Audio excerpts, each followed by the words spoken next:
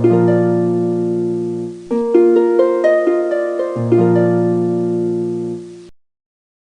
काम नहीं है, ये एक एम्प्टी स्पेस होता है जो बालों के अंदर होता है।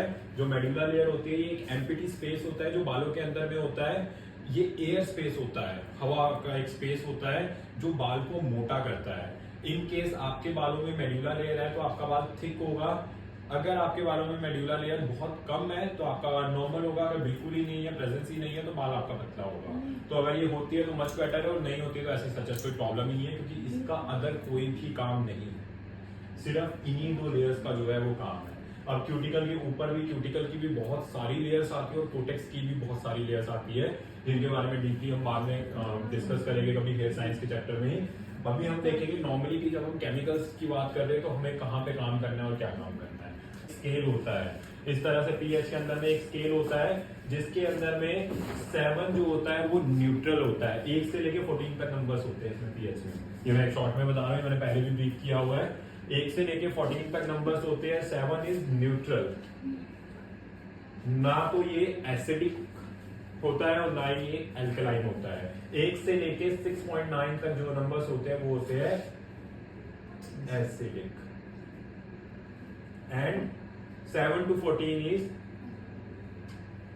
एल्कलाइन। एसिडिक न्यूट्रल आपने लगाया तो वहां पे आपका न्यूट्रल रिजल्ट जो है वो आ गया।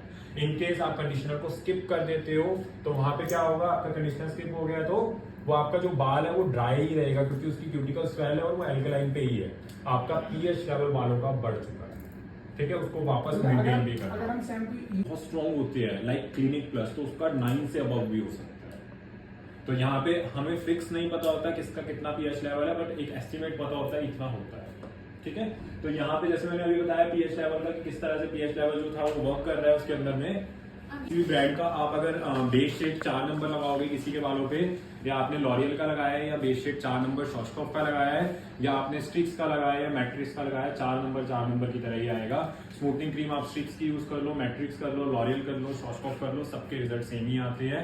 सब बालों में वही सेम काम करती है और सब चीजें सेम होती है। बस प्राइसिंग के अंदर थोड़ा थोड़ा जो होता है वो डिफरेंस आ जाता है। किसी में 100 रुपीज आपको सस्ती में, स्ट्रेटनिंग और रिबॉन्डिंग के अंदर में क्या फर्क है।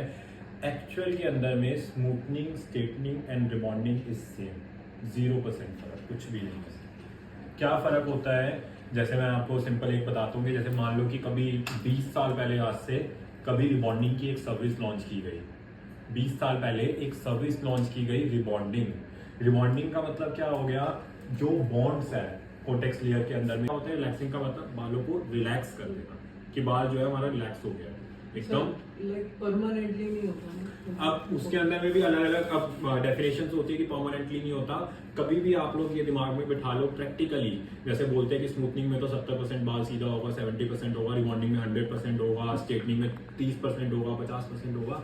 प्रैक्टिकली ये सब चीजें करना पॉसिबल है ही नहीं। आप कैसे किसी के बालों के बॉन्ड्स को या बालों को 7% या 70% या 80% तक सीधा कर सकते हो।